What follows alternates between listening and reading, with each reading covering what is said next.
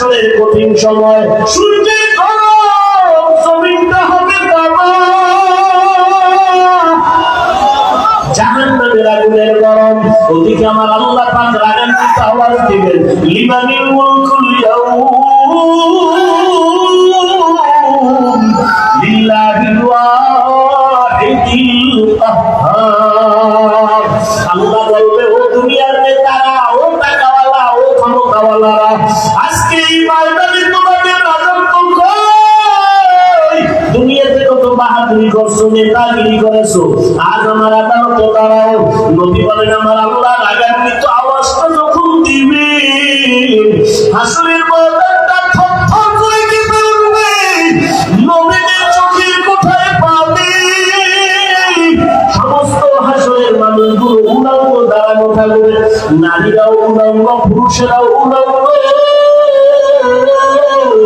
নবীদের কান্নার আওয়াজ, ও আল্লাহর বান্দারা, আবু বকর কাঁদেন কেন? আল্লাহর আদালতে কেমনে দাঁড়াবো?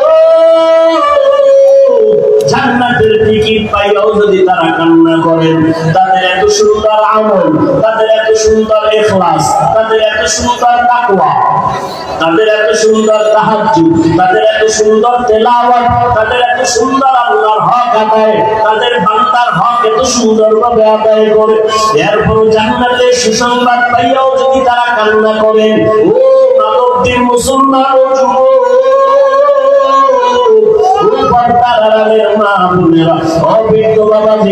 তোমার আমার তো নামাজ নাই, তোমার আমার রোজা নাই, তোমার আমার জিকির নাই, তেলাওয়াত নাই, পর্দা নাই, হালাল হারামের ভেদাভেদ নাই, টুকটাক যে আমল করি এটাও তো আসলে আল্লাহর জন্য করতে পারি না। নামাজ পড়ি মানুষকে দেখাবার জন্য, বয়ান করি মানুষকে দেখাবার জন্য, তেলাওয়াত করি দেখাবার জন্য। সাহাবায়ে কেরাম জান্নাতের টিকিট পাইয়া ইখলাসের আমল দিয়েও যদি কান্না করতে পারেন,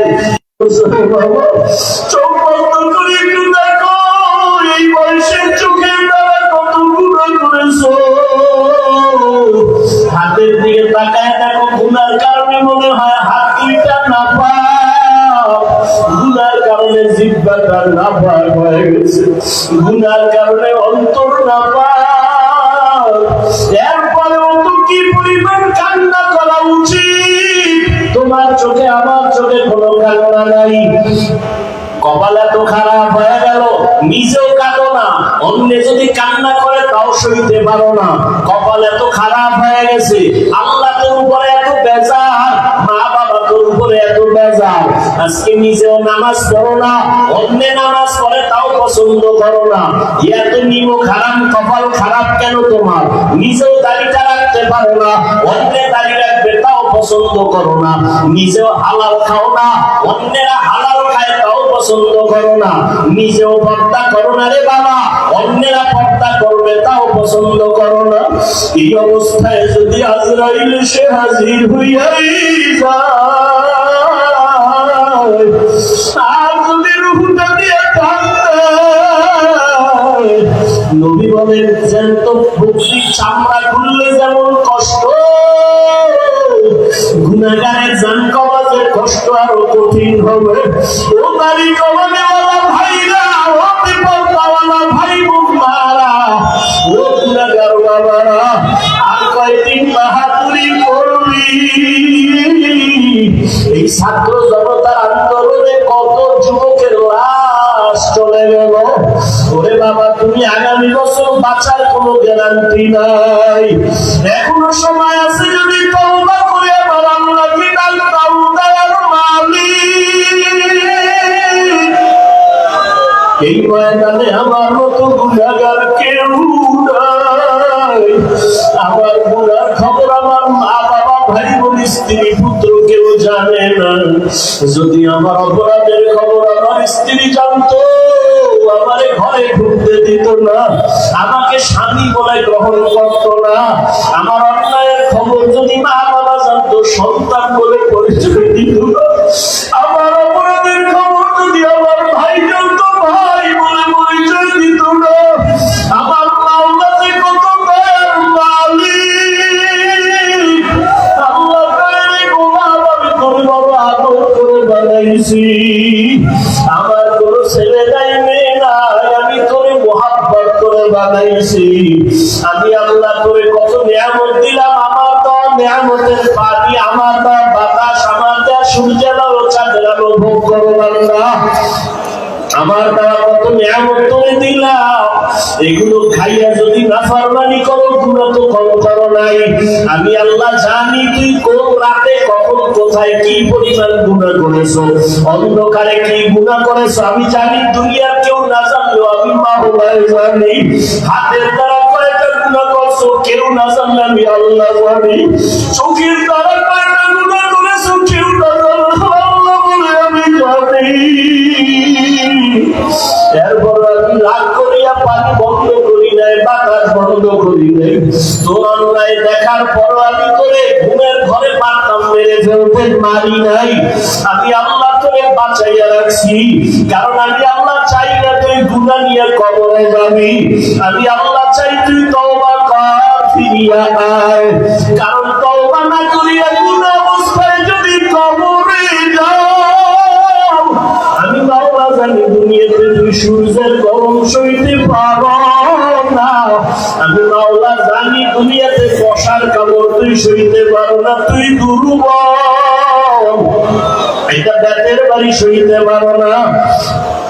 গুনাহ নিয়ে যদি কবরে পড়িয়া যাও, আমার গুনাহগারের শাস্তি কিন্তু মোটেও দেওয়া কম হবে না। গুনাহ নিয়ে যদি তওবার জন্য আমি মাওলা তোর হায়াতটা এখনো বাঁচায় রাখছি, আমি মাওলা তোরে ওয়াজের প্যান্ডেল পর্যন্ত পৌঁছাইয়া দিয়েছি, বয়ান শোনার মতো ব্যবস্থা করে দিয়েছি। এখনো ফিরিয়া আয়, তওবা কর, গুনাহ নিয়ে জাহান্নামী হয়ে কবরে যাস না। যদি গাদ্দারি করিয়া গুনাহ নিয়ে কবরের বিছানায় যাও, ওই কবর কিন্তু মাটি নাই, সাথী নাই, মাটি আর অন্ধকার। ওই কবরে যখন তুই যাবি, ওই কবরে তোর মা বাবা নেতা নেত্রী কেউ যাবে না, পরিজন কেউ যাবে না। ওই কবরে গুনাহ নিয়ে যদি যাও, আরে জবাব তিনটা প্রশ্নের জবাব যদি দিতে না পারো, সাথে সাথে কবর জাহান্নামের টুকরায় পরিণত হয়ে যাবে। কবরের ভেতরে জাহান্নামের আগুনের গরম, একটা না দুইটা না, 70 থেকে 99টা সাপের আক্রমণ।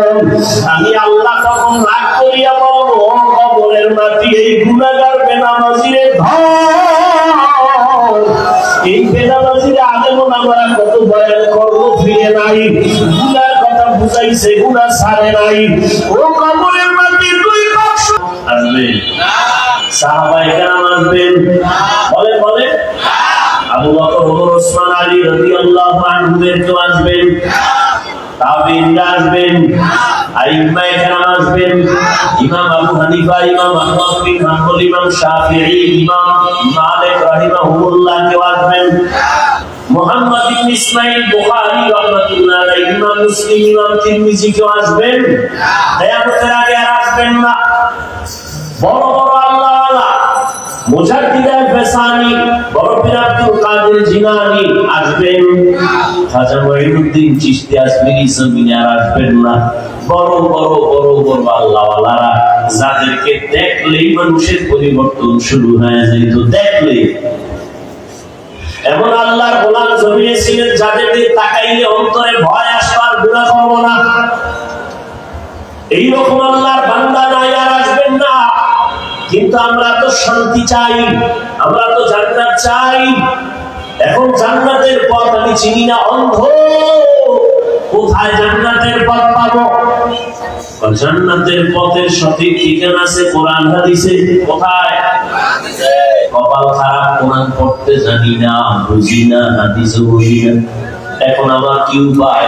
নবীও আসবেন না বুঝাইতে, সাহাবায়ে কেরাম আসবেন না, আইম্মায়ে কেরাম আসবেন না। আমার জান্নাতেও যাওয়া দরকার, ঠিকানা আছে কোরআন হাদিসে, পড়তেও জানি না। এখন একমাত্র সমাধান পথ হলো উলামায়ে কেরামের অনুসরণ করতে হবে। যারা আলেমদের থেকে দূরে থাকবে, আলাদা হবে, আল্লাহর কসম ওদের দুনিয়াও বরবাদ, আখিরাতও বরবাদ। इल्मे राज़ गर्दन बेहिसाब खुल्क़े राता जवाबे बासवाब अपना तारब दुस्ते खल्क़ा ज़ालिरा इससे ही हसरत के दिनदारेरा।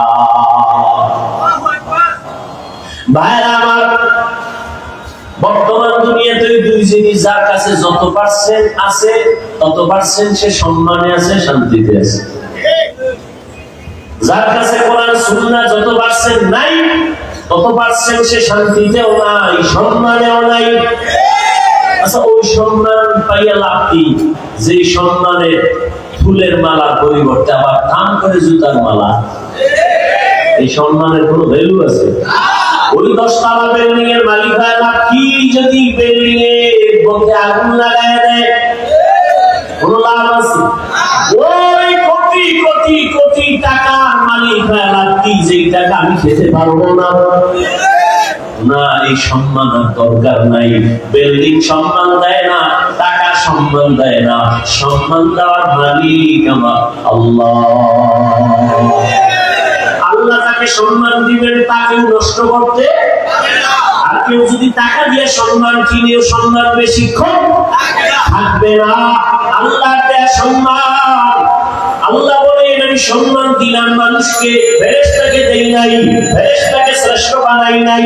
আমি আল্লাহ মানুষকে শ্রেষ্ঠত্ব দিলাম, সম্মানের সর্বোচ্চ শিখরে আমি স্থান দিলাম।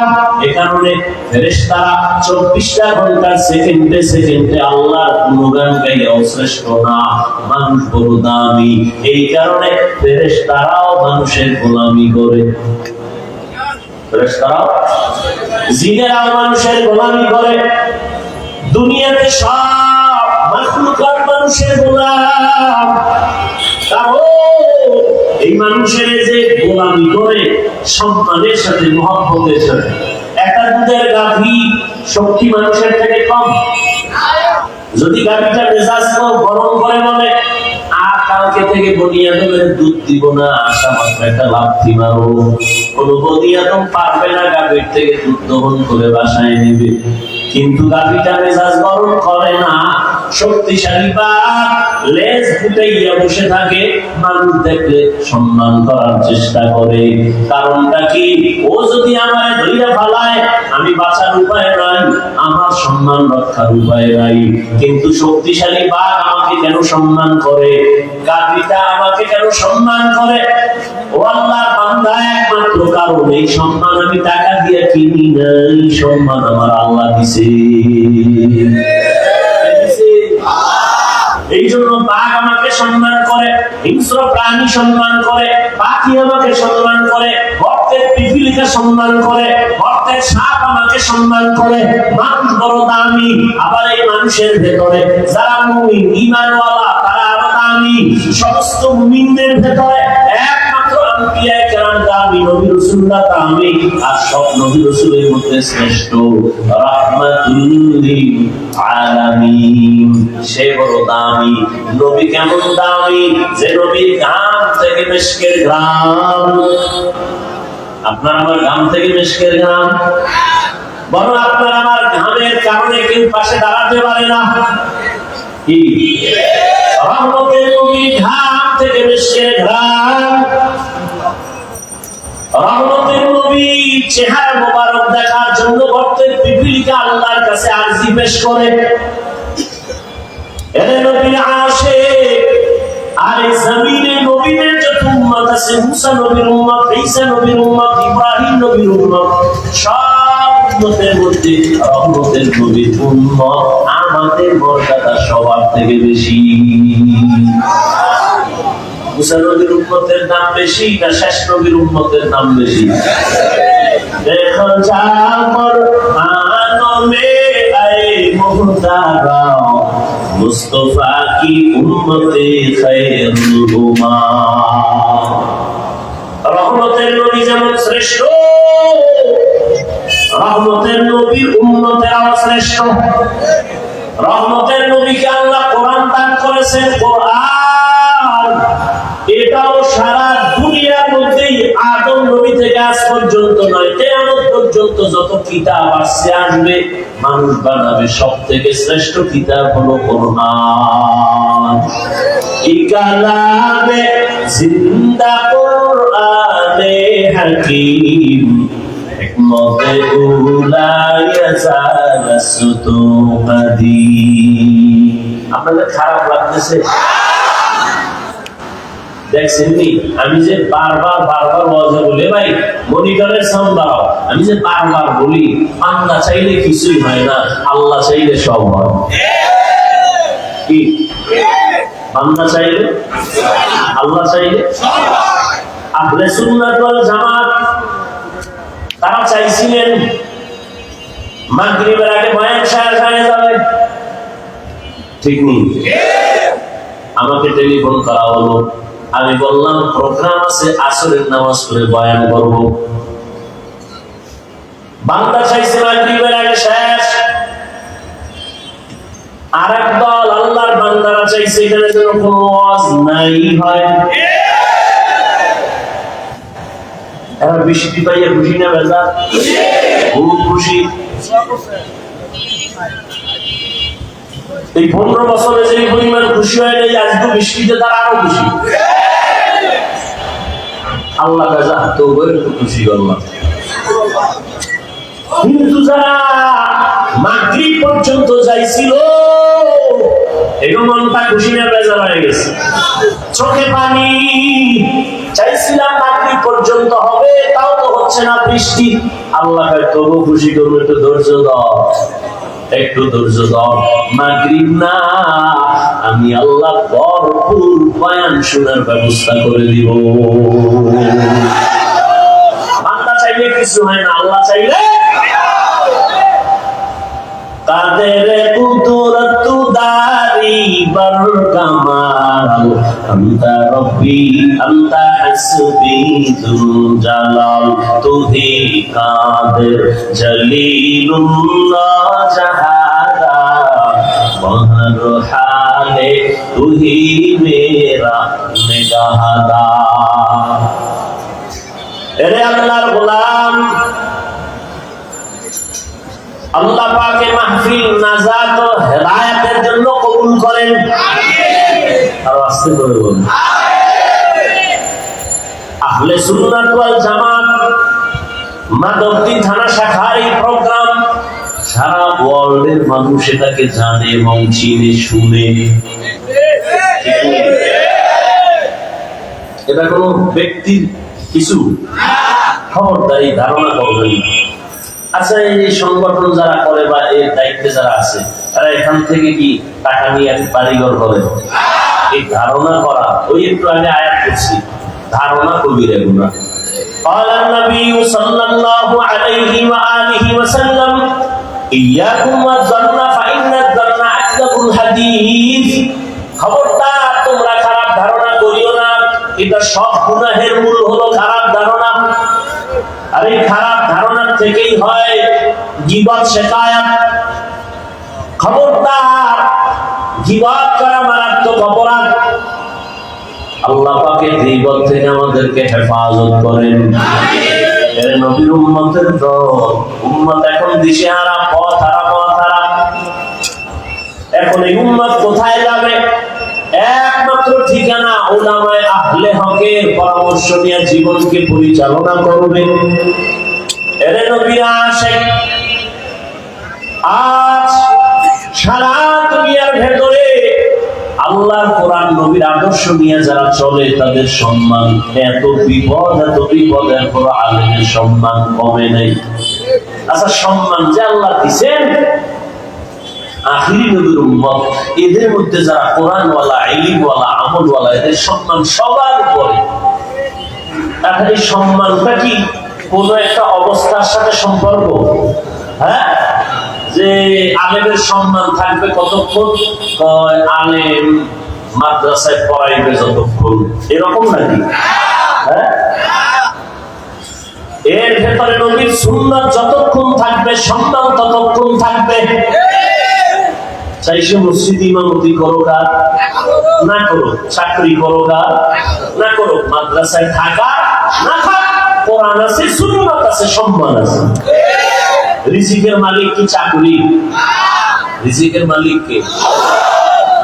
আল্লাহ গর্তের পিপিলিকারে খানা দেন না? জঙ্গলের প্রাণীদের খানা দেন না? তো আল্লাহর কাছে কি ওরা দামি না আমরা দামি? হাজার লাখ প্রাণীকে যদি আল্লাহ খানা দেন, পিপিলিকাকে আল্লাহ রিজিক দিতে পারেন, আমাদের দিবেন না? তাহলে পাগল কেন হয়েছ? এত খানার জন্য পাগল কেন? কুত্তাও খায়, গরুও খায়, ওর জন্য আল্লাহ খানা বানাইছেন। কিন্তু মানুষের খানা বড় প্রিয়, মানুষের খানা বড় প্রিয়।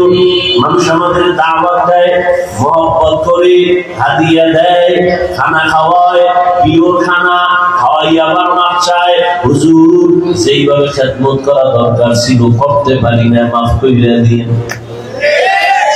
मेरा एहसासो करदम पेशा तेरा दादन जवाबे मासवा। আল্লাহ নবী বলেন দুটো জিনিস ধরে রাখ, কোরআন আর সুন্নাত। নবী সুন্নতের কথা বললেন কেন? হাদিস বলতে পারতেন। এই বিষয়ে আলোচনা উলামায়ে কেরাম করে থাকেন, আপনারাও শুনে থাকবেন, আমি ওদিকে যাব না। আয়াতের মধ্যে দিয়ে কিছু আলোচনা করব। ওয়ামা আরসালনাকা ইল্লা রাহমাতাল লিল আলামিন।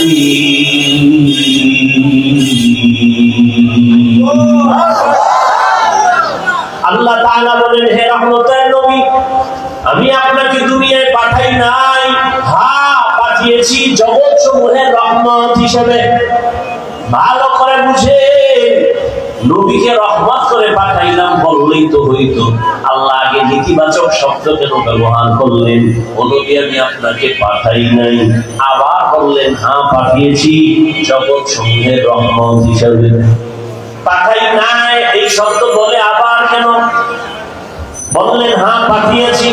বলে দুনিয়ার মানুষের জেহেনটাকে স্পষ্ট করে বলে দিলেন, ও মানুষ, ভালো করে মনের ভেতরে ঢুকাও, স্থায়ী ভাবে ভালো করে বুঝাও, আমার নবী একমাত্র নবী, রহমতের নবী। এই নবীকে আমি আল্লাহ ভিন্ন কোনো কারণে পাঠাই নাই, একমাত্র রহমত হিসাবে পাঠিয়েছি। জগৎ সমূহের জন্য নবী রহমত। অনেকে তরজমা করে থাকেন উভয় জগতের জন্য নবী রহমত। উভয় জগৎ মানে দুনিয়ার জগৎ, পরকাল জগৎ। আর আমি তরজমা করলাম জগৎ সমূহ, কারণ দুই জগৎ না, রুহের একটা জগৎ আলাদা, মায়ের গর্ভের একটা জগৎ আলাদা, দুনিয়া নামক জগৎ আলাদা, কবর জগৎ আলাদা, হাসরের মাঠের একটা জগৎ আলাদা, জান্নাত ও জাহান্নামের একটা জগৎ আলাদা। আমার নবী উভয় না, সমস্ত জগতের জন্য রহমত। আল্লাহ হলেন রব্বুল আলামিন আর আমার নবী হলেন রাহমাতুল লিল আলামিন।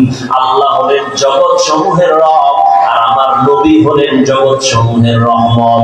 রূহের জগতের জন্য নবী আমার রহমত। রহমতের নবী রহমত নিয়ে আসছেন মক্কা নগরীতে।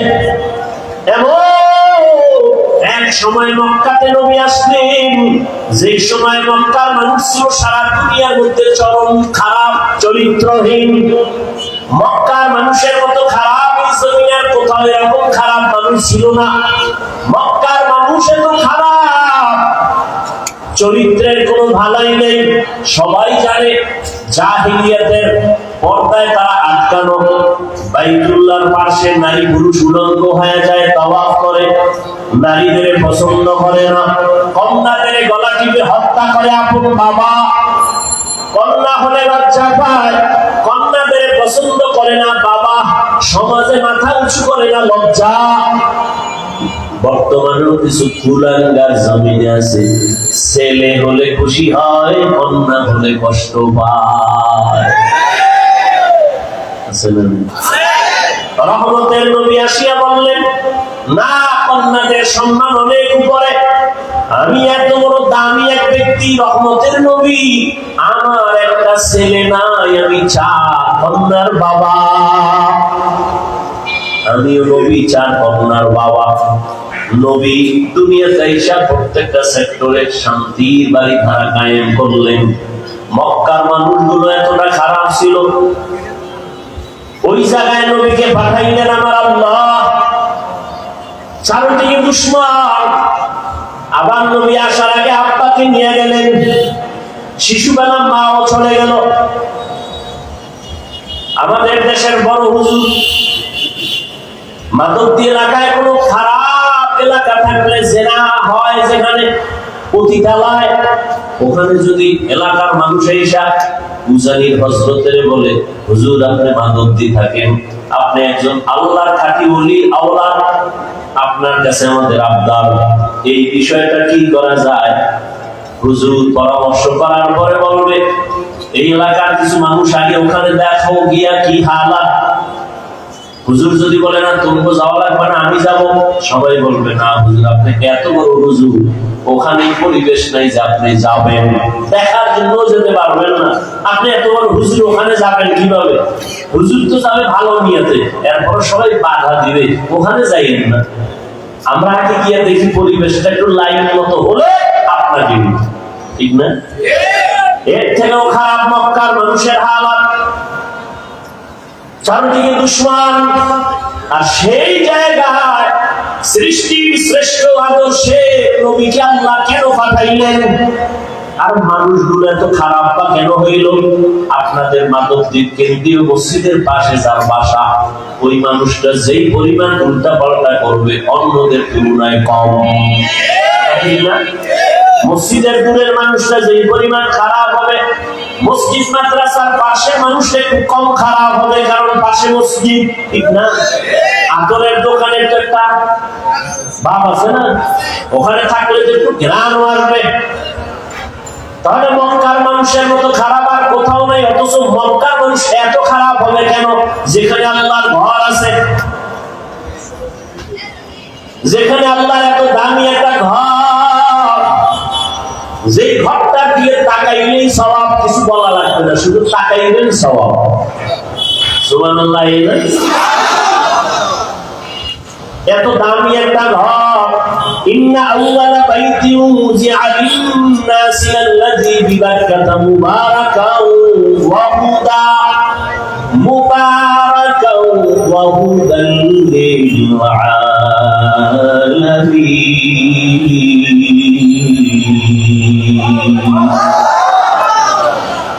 আল্লাহ জমিন বানায় একটা ঘর বানাইলেন, হেদায়েতের ঘর, ইবাদতের ঘর। এত দামি একটা ঘর, যে ঘরটা দিয়ে তাকাইলে সওয়াব, কিছু বলতে হবে না। জমিনে এমন কিছু জিনিস আল্লাহ দিয়েছেন, বান্দা শুধু তাকাইলে সওয়াব। মায়ের দিকে তাকাও সওয়াব, বাবার দিকে নেক নজরে তাকাও সওয়াব, তাকায় থাকে সওয়াব। আল্লাহর প্রিয় বান্দা উলামায়ে আহলে হক, আল্লাহর কঠিন মুহাব্বতের গোলামদের দিয়ে তাকাও সওয়াব। আল্লাহর কোরআন খুলিয়া তাকায় তাকায় দেখো সওয়াব। আল্লাহর ঘর বাইতুল্লাহ দেখো সওয়াব। যেই বাইতুল্লাহ এরিয়ায় একবার আল্লাহ বললে 1 লক্ষ বার আল্লাহ বলার সওয়াব, একটা সিজদা দিলে 1 লক্ষ বার সিজদা দিলে যেই পরিমাণ সওয়াব একটাই তা হবে। এত দামি ঘরের মানুষ কেন এতটা চরিত্রহীন হলো? কারণ কি? অনেক লম্বা কারণে নির্যাস কথা হলো, এই মক্কার বর থাকার পরও মানুষের আদর্শ কেন খারাপ? এর একমাত্র জবাব, এদের মাঝে কোনো মুরব্বী নাই। ঈসা নবী চলে গেছেন, মুরব্বী হারা হয়ে গেল, অভিভাবক নাই, কোন নবী নাই। আমার নবী আসবেন, এর মাঝখানে আর কেউ নাই। মানুষগুলো বেপরোয়া হয়ে গেল। এখন নিজের বিবেকটাকে মুরব্বী বানাইয়া নফসের গোলামে পরিণত হয়ে গেল। মূর্তি পূজা শুরু হয়ে গেল, উল্টা পাল্টা যা পারে আর ওটাকেই সঠিক মনে করে, বিবেকটারে আপন বানাইয়া এরপরে যা করে বলে তাই সঠিক। কিন্তু না, যখন মুরব্বী হইয়া রহমতের নবী ডাক্তার হয়ে চলে আসলেন, নবী আসা মাত্রই জমিনের মধ্যে পরিবর্তন শুরু হয়ে গেল। 1000 বছরের অগ্নি জ্বলতেছিল, নিভে গেল। রহমতের নবী আসা মাত্র রহমতের বাতাস মক্কায় শুরু হয়ে গেল, আসা মাত্রই। কিন্তু কপাল খারাপ, ওই নবীকে গাছ চিনলো, মাছ চিনলো, আমরা আদম সন্তান সেই নবীর উম্মত হয়ে নবীরে চিনলাম না। যদি চিনতি রে বাবা, নবীর সুন্নতের জবাই করতি না। ও যুবক আল্লাহর গোলাম, ভালো করিয়া বুঝো, এই দুনিয়াতে কত বাহাদুরি করেছো, কত বন্ধু আর বান্ধব নিয়ে আড্ডা দিয়েছো। আমি সব জায়গায় এই ইদানিং বয়ানে বয়ানে ওয়াদা করে একটা দাবি করি যুবকদের কাছে, মুরব্বীদের কাছে না। ও যুবকেরা, কোন জায়গায় বসে আছো জানো না? রহমতের নবী কি বলছে জানো নি? নবী বলেন, বুড়ারা আমি এতিম, আমার আব্বা নাই, আম্মা নাই, সবাই আমার দুশমন, সেই বিপদকালে বুড়ারা আমার বিরোধিতা করেছে, যুবকেরা আমি মুহাম্মদের উপকার করেছে। বুড়ারা নবীর বিরোধিতা করেছে, যুবকেরা নবীর উপকার করেছে। আবু জাহাল নবীর দুশমন বুড়া, আবু লাহাব নবীর বিরুদ্ধে কথা বলে বুড়া, উতবা নবীর দুশমন বুড়া, সায়বা নবীর দুশমন বুড়া। আর নবীর যত আপন সব যুবক, 7 বছর থেকে 11 বছরের বান্দা হযরতে আলী নবীর হাতে হাত লাগায় কালেমা বললেন। 7 থেকে 11 বছরের মধ্যে হযরত আলী এতদিন ছিল নবীর চাচাতো ভাই, এখন হলেন সাহাবী, কিছুদিন পরে হবেন জামাতা। আলী পুরানা যুবক নবীর কাছে এসে সহযোগিতার জন্য দাঁড়ায় গেলেন। নবীজি কলিজা দিয়ে দোয়া করলেন, আনা দারুল হিকমা ওয়া আলিয়ুম বাবুহা, আমি মুহাম্মদ ইলম ও হিকমতের ঘর, আর এই ইলমের ঘরের দরওয়াজা আমার আলী। নবী এমন দোয়া দিলেন, সাথে সাথে কবুল হয়ে গেল। আল্লাহ হযরত আলীকে এই পরিমাণ ইলম দান করেছেন। হযরত আলী বলেন, ও যুবকেরা শুনো, ইলমের দাম কত? মান আল্লামানি হারফান ইনশাআ বা'a ওয়া ইনশাআ আতাকা, আমাকে একটা অক্ষর যিনি শিখাইছেন তার মূল্য এত বেশি আমার কাছে, চাইলে ওই শিক্ষক আমাকে গোলাম বানাইয়াও রাখতে পারবেন, বিক্রিও করে দিতে পারবেন, তার অধিকার এত বেশি, আর আমি তার কাছে এতটাই দুর্বল। ও আল্লাহর বান্দা যুবকেরা, জীবনে যাই করো না করো, ওস্তাদের সাথে বেয়াদবি করিও না, মা বাবার সাথে বেয়াদবি করিও না, মুরব্বীদের সাথে বেয়াদবি করবা না, আলেমদের সাথে বেয়াদবি করলে মরার আগে ধ্বংস। মরবা না, ধ্বংস মানে মরবা না। এত তাড়াতাড়ি মরবা কেন? তোমার মরার আগে পাও ভাঙবে, কিডনি যাবে, ক্যান্সার হবে, কত গজব আছে, দোকানে আগুন লাগবে, তাড়াতাড়ি মরবা না। আলেমদের সাথে বেয়াদবি করলে পরিণাম ফলটা মরার পরে না আগে? মা বাবার সাথে বেয়াদবির পরিণাম ফল মরার আগে না পরে? قال النبي صلى الله عليه وآله وسلم اثنان يعجلهما الله في الدنيا البغي وعقوق الوالدين। রহমতের নবী বলেন, দুইটা অপরাধ আছে যা করলে শাস্তি হবে মরার আগে। কয়টা? এক নাম্বার অপরাধের নাম জুলুম। বলো, এক নাম্বার অপরাধের নাম জুলুমের বিচার মরার পরে না আগে? দ্বিতীয় অপরাধের নাম মা বাবার সাথে বেয়াদবি। মা বাবার সাথে বেয়াদবি করলে বিচার মরার পরে না আগে? বুঝো কিন্তু ভালো করে, খবরদার। জুলুম আবার 3 প্রকার। আল্লাহর সাথে জুলুম, নিজের সাথে জুলুম, অন্যের সাথে জুলুম। আল্লাহর সাথে জুলুমের নাম শিরক। ইন্না শিরকা লাযুলমুন আযীম। আল্লাহর সাথে শিরক করা হলো বড় জুলুম। ও আল্লাহ, আমাদেরকে জুলুম থেকে, শিরকের গুনাহ থেকে আমাদের ঈমান ও আমলকে হেফাজত করে। নিজের সাথে জুলুম করা, অন্যের সাথে জুলুম করা। নিজের সাথে জুলুমের এক অর্থ, আমার হাতের সাথে জুলুম, চোখের সাথে জুলুম, কানের সাথে জুলুম, জবানের সাথে জুলুম, অন্তরের সাথে জুলুম। আল্লাহ হাত যেই কাজের জন্য বানাইছে, ওই কাজে হাত ব্যবহার না করা হাতের জুলুম। আল্লাহ চোখ যেই কাজের জন্য বানাইছেন, চোখ ওই কাজে ব্যবহার না যেই কাজের জন্য দিয়েছেন জবানটা ওই কাজে ব্যবহার না করা জবানের জুলুম। এরে আল্লাহর বান্দা, এটা নিজের সাথে জুলুম।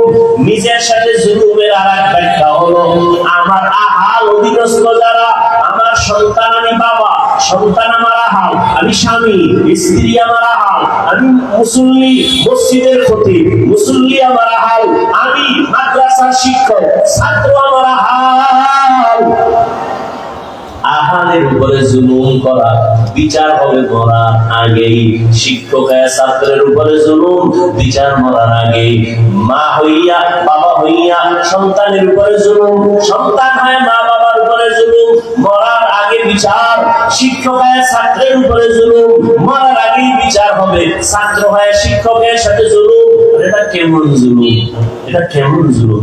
আল্লাহর সাথে জুলুম করছো, আল্লাহ চাইলে ক্ষমা দিয়া দিবেন, কিন্তু না বান্দার সাথে যদি করো, ওস্তাদের সাথে, শিক্ষকের সাথে যদি করো, মা বাবার সাথে করো, আল্লাহ ক্ষমা দিবেন না মা বাবা ওস্তাদ ক্ষমা না দেওয়া পর্যন্ত।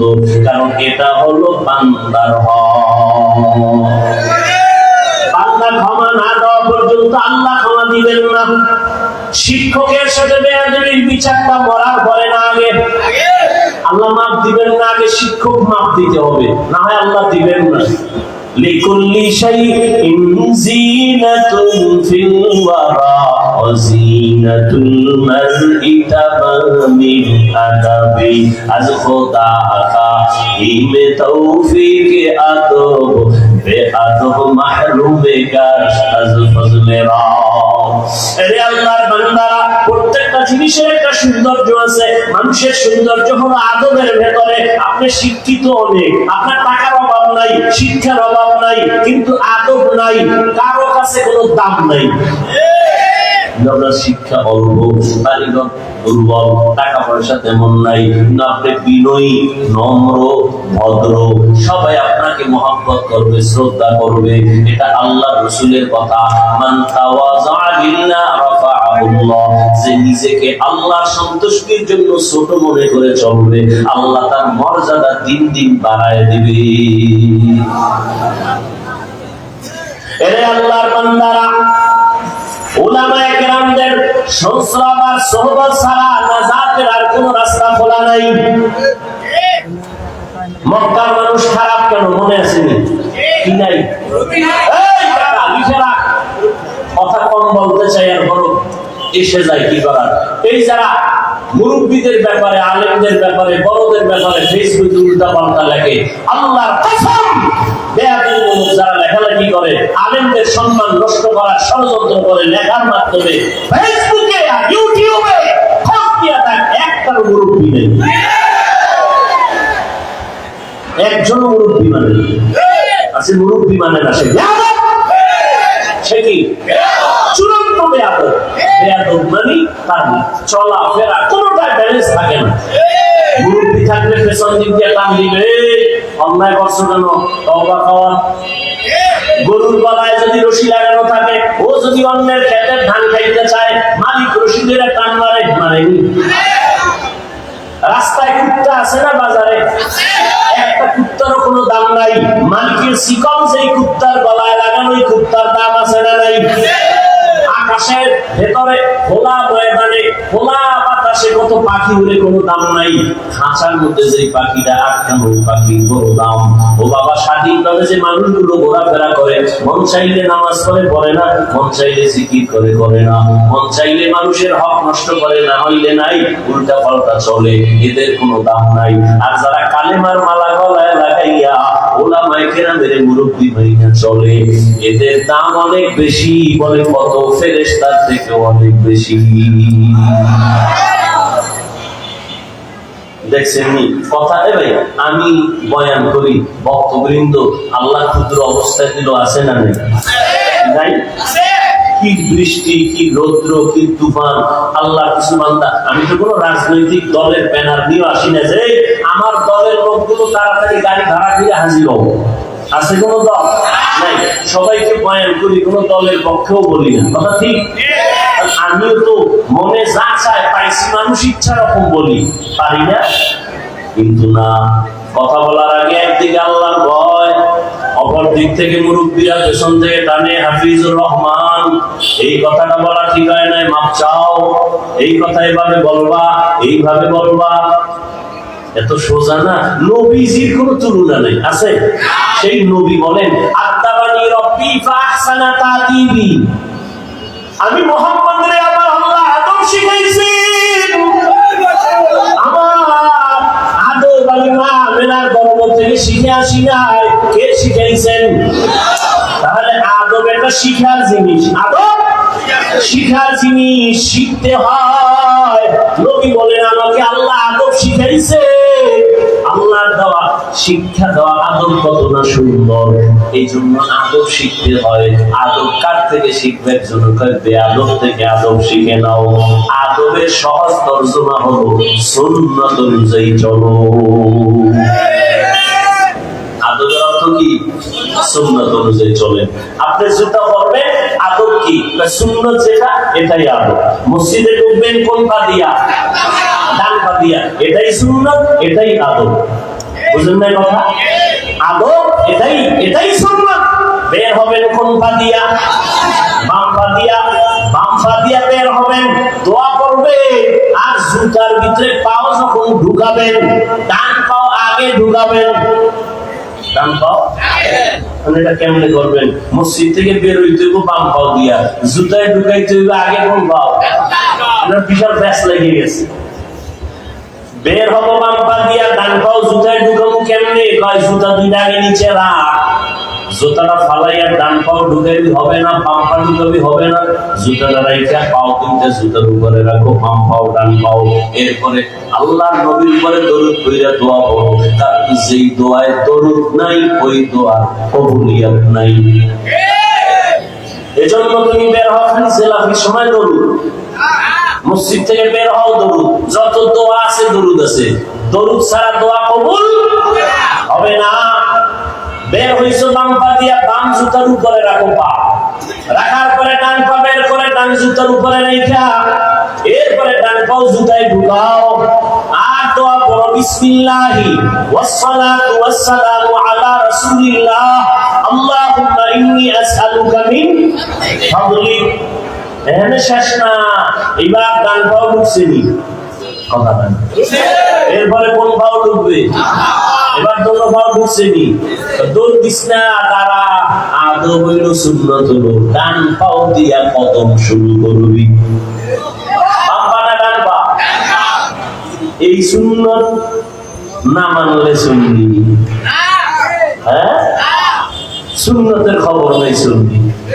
जिंदगी में बंदगी तू करना है,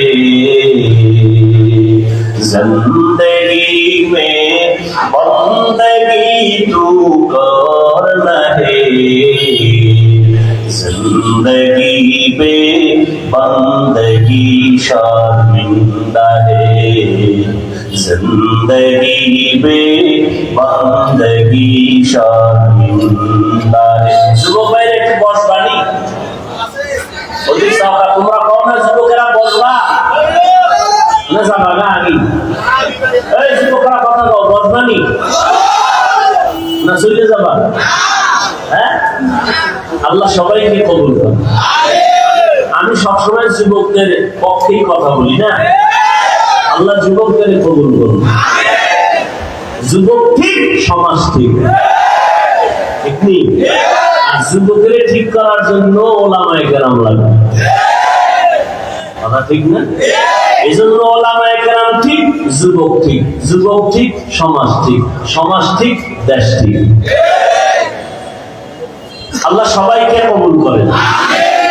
দুনিয়া মে হো দুনিয়া কা তালুবগার না হো। এই যুবক ভালো লাগে একতারা হইলে মজা হইতো না, জোয়ার একতারা ছাড়া ভালো লাগে না।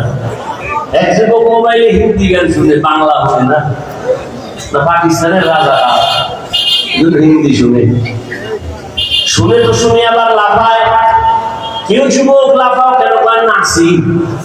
কেন? কয় গান শুনে। কয় অর্থ জানি, আব্বাও জানে না, আমিও জানি না, তো লাফাও কেন? কয় কি লাগে? এখন সেই মজার গানও নাই। এখন যে আমরা গজল বলি এও গানের সেই আগে শুরু হয়ে গেছে। মানুষের গজল গাইতাম আগে, ছোটবেলা শুনতাম কলিজার টুকরা আইনুদ্দিন আল আজাদ, এরকম বহু শিল্পীদের আল্লাহর বান্দারা গজল গাইতেন, নাত হামদে বারি তাআলা পড়তেন, কলিজা ঠান্ডা হতো। কবরের আযাবের গজল শুনতাম, চোখের পানি পড়তো। আর এখন একতারা না বাজাইলেও গান এমন ধাক্কা লাগে মনে হয় যেন একতারার সাথে মিলে যায়। আল্লাহ রায় অলিপুরি সাহেবের একটা বয়ান সেদিন শুনলাম, তিনি বলছেন ইসলামী সঙ্গীত বলা জায়েজ নাই। সঙ্গীত শব্দ ইসলামের বেলায় ব্যবহার নিষেধ। ভাইরা আমার, দোয়া করি অলিপুরি সাহেবের জন্য, আরো যারা এই ময়দানে খেদমত করছেন, যাদেরকে বাতেলরা নাম শুনলে ভয় পাইতো, আল্লাহ পাক যাদের নিয়ে গেছেন তাদের জান্নাতে মাকাম বাড়ায় দেন। যারা এখনো আছে আল্লাহ তাদের হায়াতে বরকত দান করেন, সুস্থতার নিয়ামত আল্লাহ বাড়ায় দেন। এই আমরা হুজুরেরা কিন্তু এক। তোমরা মাদক কি বলে কিলে করো কেন? তুমি যদিও দেখো টুপি আলাদা, কিন্তু অন্তর এক। অন্তর কি এক? খবরদার, তুমি শরবতের মধ্যে যত রং দেখো, কোন শরবত লাল, কোন শরবত হলুদ, কোনটা একটু সবুজ আছে না, সবগুলোই কিন্তু শরবত। আমরা আলেমরা যেই লাইনে হই না কেন, এক জায়গায় দেখা হইলে বুকে বুক লাগাই, দাওয়াত দিয়ে আসেন, এক জায়গায় এক প্লেটে খাই, তখন কিন্তু মায়ার এক টার্গেট হয়ে যায়। আমরা যে লাইনের হই আমরা সবাই নবীর ওয়ারিস, আমরা উলামা। তুমি নাটক দিবে কিলে কি দিলে তোমার ক্ষতি করে লাভ কি রে বাবা? না, এর দূরত্ব ভঙ্গ করো, কলিজা দিয়া দোয়া করো। আলেম দেখলে দোয়া নিও, দোয়া নিও, দেখলে সালাম দিও, দোয়া নিও। কার দোয়া কখন তোমার কপালে লেগে যাবে বলা যায় না। এর যুবক, আল্লাহর মহব্বত অন্তরে জমা করে নাও, দুনিয়া পিছে ফেলে দাও। ও আল্লাহর বান্দা, সার্টিফিকেট না থাকলে না খায় মরবা, এই কথা সম্পূর্ণ মিথ্যা। রিজিকের মালিক চাকরি না, সার্টিফিকেট না, একমাত্র আল্লাহ। दुनिया में हो दुनिया का ताल्लुक न हो, बाजार से गुजर हो खरीदार न हो। ये दुनिया एक मिसल का गुज़फूल है, ये दुनिया एक मिसल का गुज़फूल है। जिंदगी में बंदगी तू कर रहे, जिंदगी में बंदगी तू कर रहे। जिंदगी में बंदगी शर्मिंदा है, जिंदगी में बंदगी शर्मिंदा है। और যুবক আল্লাহর গোলাম, অনুনয় বিনয়ের সাথে বলছি, বাবা তোমাকে আমি বারবার আলেমের দিকে ফোকাস করতেছি, তার মানে তুমি আমার মতো হুজুর হইয়া যাও এটা বলি নাই। আমার মতো তসবিহ লাগাও, পাগড়ি মাথায় লাগাও বলি নাই। ভয় পাইও না রে যুবক, কোনো ভয় নাই। তোমাকে আমি এতক্ষণ চিল্লায় যে বয়ান করলাম, এত কষ্ট জমিনের মধ্যে কথা বলার মতো কষ্ট আর কিছুই নাই। আবার সেটা যদি হয় দীর্ঘ টাইম, আবার যদি হয় চোখ বন্ধ করে মুখস্থ, আবার সেটা যদি হয় অনেক ধরনের মানুষের সামনে, কত ঝামেলা। এর মধ্যে যদি আবার টাইম মতো ঘুম না হয়, খানা না হয়, কত না মাথা পেরেশান। দিন নেই রাত নেই, উলামায়ে কেরাম তোমাদের পেছনে তো কষ্ট করে, তোমরা বিনিময়ে দাও গালি, তোমরা বিনিময়ে বিরোধিতা করো, কিন্তু কোন আলেম তোমাদের বিরুদ্ধে বলে না, তোমাদেরকে গালি দেয় না, কখনো বদদোয়া করে না, কলিজা দিয়া দোয়া করে, ও আল্লাহ আমার দেশ শান্তির দেশ বানাও, যুবকদের দিনদার বানাও, লেখাপড়া যারা কামিয়াবি দান করো, পরীক্ষার্থীদের কামিয়াবি দান করো, ব্যবসা যারা করে বরকত দান করো, কবরওয়ালাদের জান্নাত দান করো, অসুস্থ যারা সুস্থ বানাও। ও আল্লাহর বান্দারা, এই জন্য আমি কসম করে বলি, কথাটা লিখে রাখ। এবং পারলে 200, 300, 400, 500 টাকা দিয়ে পেস্টুন বানাইয়া মাদকদি রাস্তার মোড়ে মোড়ে টানায় দিবি।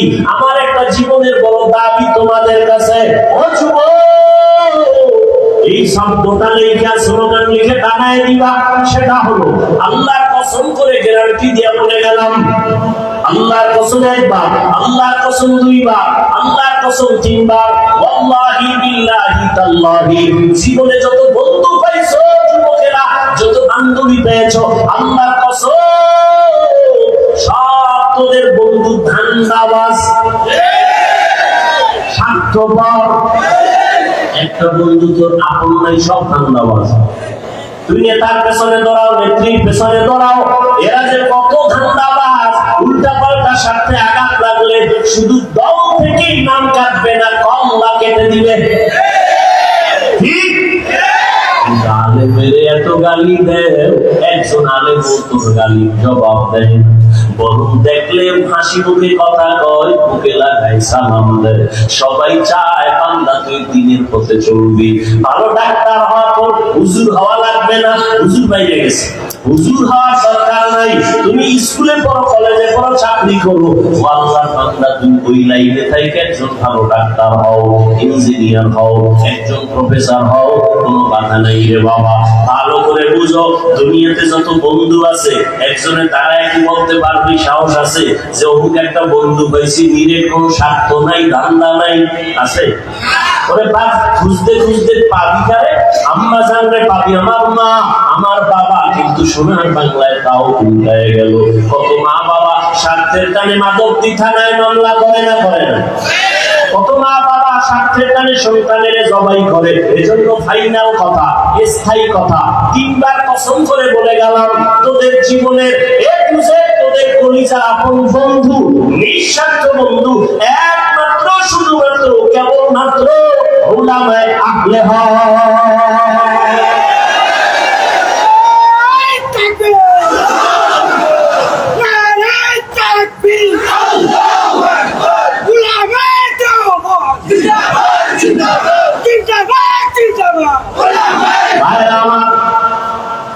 ওলামায়ে কেরাম সাইনবোর্ড লাগাও, টানায় দাও, জীবনের প্রিয় নিঃস্বার্থ বন্ধু উলামায়ে আহলে হক, এই কথা লিখে ব্যানার লাগাও সব জায়গায়। আর সব বন্ধু ধান্দাবাজ, সব বন্ধু স্বার্থপর, ওলামায়ে কেরাম নিঃস্বার্থ।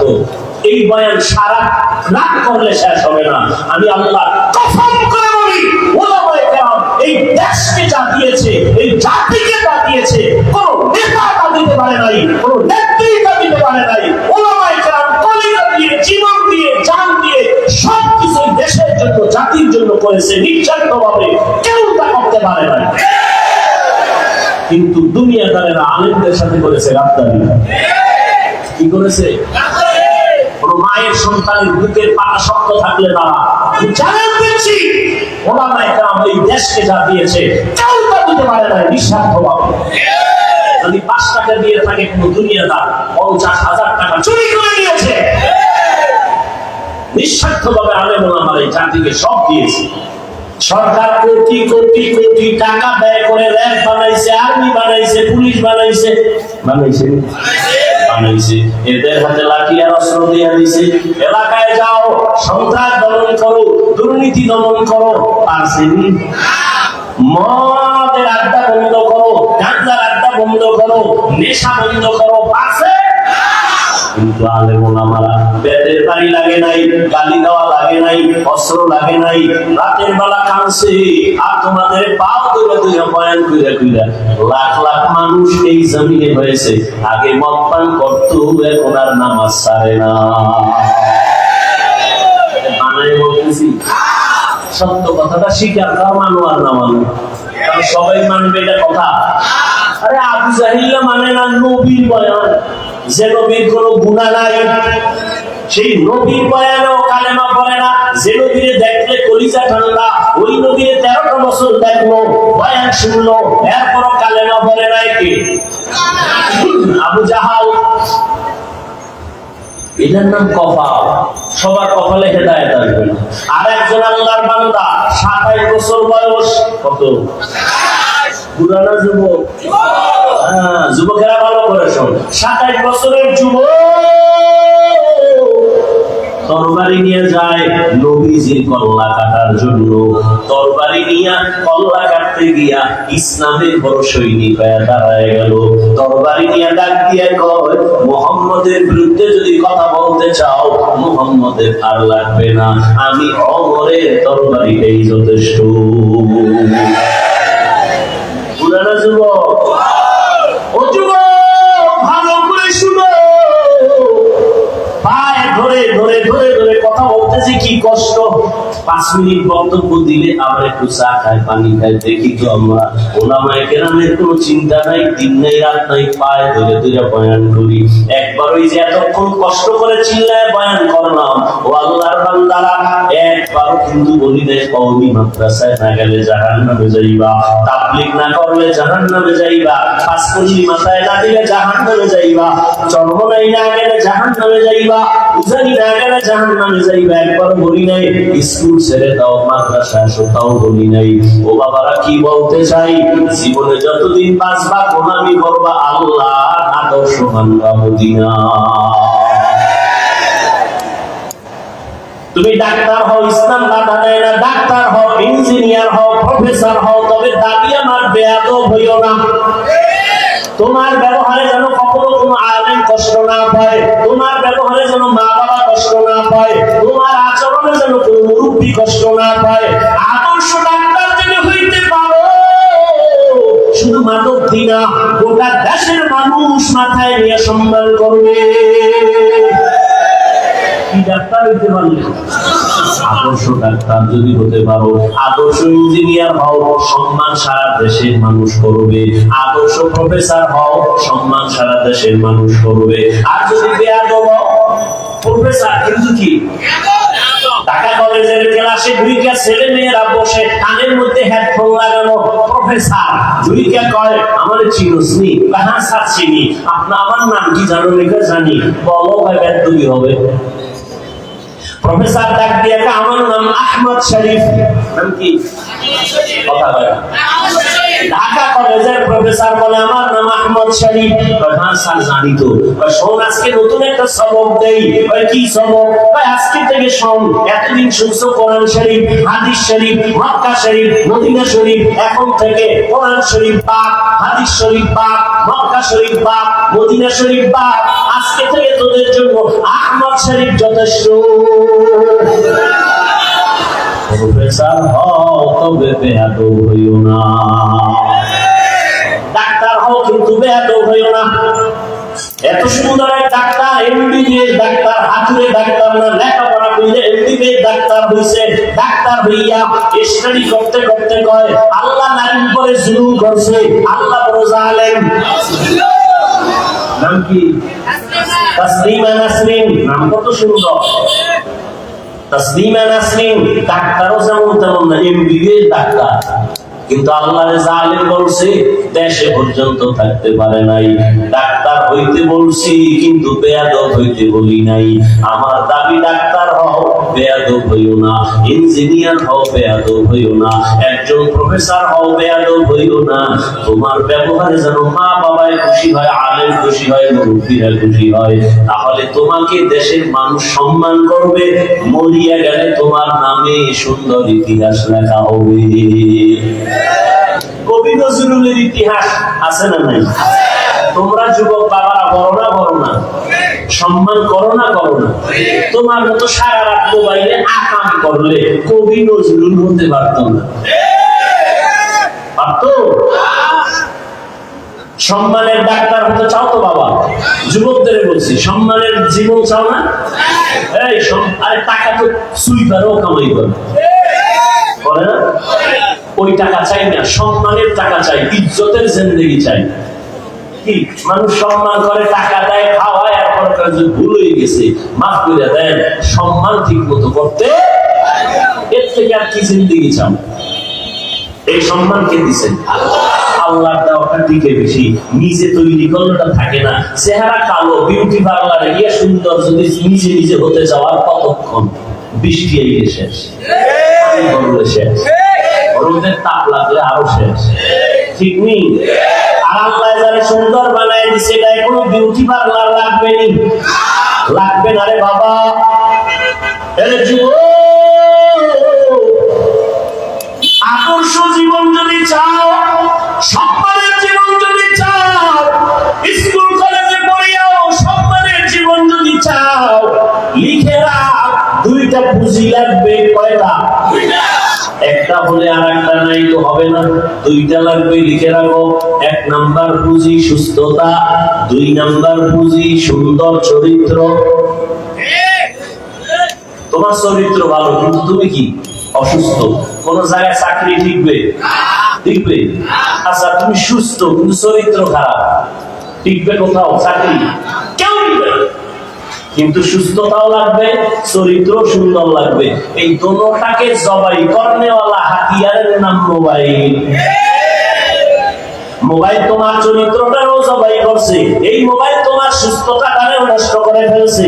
অ্যান্ড্রয়েড মোবাইল চালাইয়া চোখের পাওয়ার নাই, কানের পাওয়ার নাই, চেহারা সৌন্দর্যতা নাই, এখন চেহারাটা কাটুন কাটুন হয়ে গেছে, ঠিক নেই?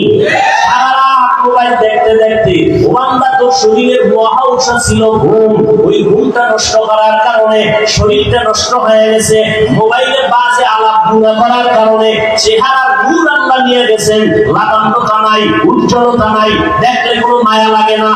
মাথা ব্যথা বেড়ে গেছে, হার্ট অ্যাটাক বেড়ে গেছে, বুকে ব্যথা বেড়ে গেছে, কখন জানি করবি আর মরবি বলা যায় না রে বাবা। মাথাও ঠিক থাকে না, মাথা ঘুরায় ঘুরায় বাইক বের হইয়া যায়, মা আসতেছি লাশ হইয়া ঘরে ফিরে আসে রে বাবা। মোবাইলে তোর চরিত্রটাও নষ্ট করেছে, তোর সুস্থতাও নষ্ট করেছে।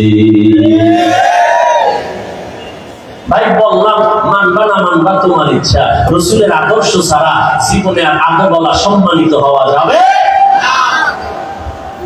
এরে আল্লাহর বান্দারা, ও যুবক আল্লাহর গোলাম, উলামায়ে কেরামদের অবদান, তাদেরকে বন্ধু বানায় চলো, তাদের পরামর্শ দাও, তারা তোমাদের কোনদিন ক্ষতির পরামর্শ দিবেন না।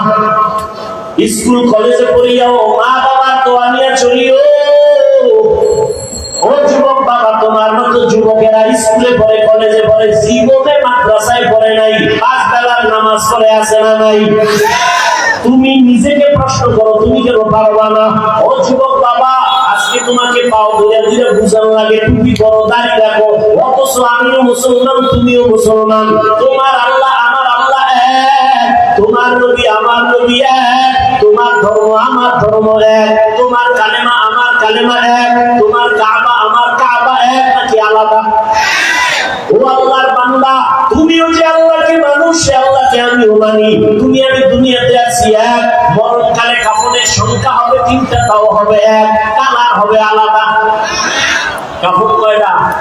আমি বক্তার সম্মানে একটা কাফন বানানো হবে, গরিব রিক্সা ড্রাইভার গরিব হওয়ার কারণে একটা কাফন কমানো হবে। হ্যাঁ, আজকে আমি বক্তা বক্তা বা তুমি শ্রোতা হইয়া নিচে পড়ছো, আমার কত সম্মান। আবার তুমি ডাক্তার, আমি রোগী, তোমার কত সম্মান, ভালো করে বুঝো রে বাবা। কিন্তু যেদিন সাদা কাপড়ের ভেতরে ঢুকবি, ওই দিন কি থাকবে, কে বড় কে ছোট? কাপড়ে লেখা থাকবে বড় হুজুরের লাশ, কালা সব হবে এক।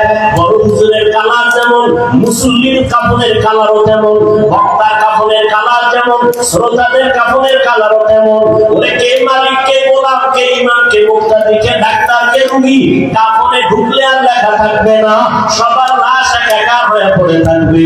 এরপরে কবরের সাইজও হবে এক, কবরে রাখার পরে প্রশ্ন হবে 3টা, তাও হবে এক। রবের পরিচয় দাও, ধর্মের পরিচয় দাও, রাহমাতুল লিল আলামিনের পরিচয় দাও। এই 3টা প্রশ্ন আমাকেও করা হবে, তোমাকেও করা হবে যুবক বাবা। ওই 3টা প্রশ্নের জবাব যারা দিবে, তাদের কবর হবে রওজাতুম মিন রিয়াজিল জান্নাহ। আর যারা জবাব দিতে পারবে না, তাদের কবর হবে হুফরাতুম মিন হুফারিন নার, জাহান্নাম জাহান্নামের টুকরা। তবে কারা জবাব দিতে পারবে আমি হুজুর মাওলানা? কোনো গ্যারান্টি নাই। যদি আমি হুজুর হইয়া জবাব দিতে পারবো, গ্যারান্টি থাকতো, তাহলে আমার নবী কাঁদতেন না, আবু বকর জান্নাতে টিকিট হাতে নিয়ে কান্না করতেন না। ওমরের মতো বান্দা যাকে দেখলে শয়তান বড় ভয় পায়, ওই ওমর চোখের পানি ছেড়ে কাঁদেন। ওমর আপনি কাঁদেন কেন? ওমর বলে আমি আল্লাহর আযাবের বড় ভয় পাই। এখনো সময় আছে, তওবা করেন, বিপদা চোখের পানি ছাড়িয়ে আল্লাহকে ডাকেন। সন্তান যদি চোখের পানি ছাড়িয়া মা বাবাকে ডাক দেয়, মাপ চায়, না বাবার দয়া না হইয়া পারে না। ছাত্র যদি কান্না করে উস্তাদের কাছে ক্ষমা চায়, উস্তাদ মায়া না করিয়া পারে না। ও আল্লাহর বান্দারা, ওই মা বাবার থেকে, শিক্ষকের থেকে আমার মাওলার মায়া কি কম? ওরে দুই ফোঁটা চোখের পানি যদি ছাড়িয়া দিয়া ডাক দাও, আল্লাহ দয়া করে মাফ করে দাও। বুঝি নাই শয়তানের ধোকায় বলে দাড়ি কাটছি আর কাটবো না, শয়তানের ধোকায় বলে বেপরদায় চলছি আর চলবো না, শয়তানের ধোকায় পড়ে জবান দিয়ে গালি দিছি আর দিব না, শয়তানের ধোকায় পড়ে মিথ্যা বলছি, গীবত করছি আর করবো না, হাতের দ্বারা কারো বিরুদ্ধে লেখবো না, গুনাহ করবো না, মাফ করিয়া দাও। মাওলা চোখের পানি দেখলে কুদরতি অন্তরের মায়ার জোশ এসে যাবে। ওরে চোখে যদি পানি না আসে, মনে করি আমার মাওলা গুনার কারণে বেজার, গুনার কারণে দিলটা পাথর। ওরে ডানে বামে তাকাইয়া দেখো কার চোখে পানি। কান্নাওয়ালার দিকে তাকাই, একটু হাত বাড়াইয়া দোয়া চাও। ও কান্নাওয়ালা ভাই, একটু দোয়া করে। আমাদের কপাল খারাপ, চোখে পানি নাই, গুনার কারণে আল্লাহর বেজার হয়ে গেল। ও আল্লাহর বান্দারা, খাঁটি মনে তওবা করো, আর নামাজ ছাড়বা না, দাড়ি কাটবা না, বেপরদায় চলবা না, মা বাবাকে কষ্ট দিবা না, ওলামায়ে কেরামের বিরুদ্ধে যাবা না, নবীর তরিকা মানিয়া চলবা। আল্লাহর কাছে কাঁদো আর বলো, আল্লাহ তওবাওয়ালা জিন্দেগি দান করেন। আয় আল্লাহ, গুনাহের প্রতি ঘৃণা জমায়া দেন। ও আল্লাহ, কুদরতের নজর দিয়ে একটু মাঠের দিকে তাকাইয়া দেখেন, আপনার গোলামেরা কি চায় আমি জানি না, আপনি ভালো জানেন। একজনকেও খালি হাতে ফিরাইয়া দিয়েন না আল্লাহ, হেদায়েতের আলো দিয়ে সিনাটা কবুল করে নেন। ওলামায়ে কেরামের বন্ধু বানায় দেন।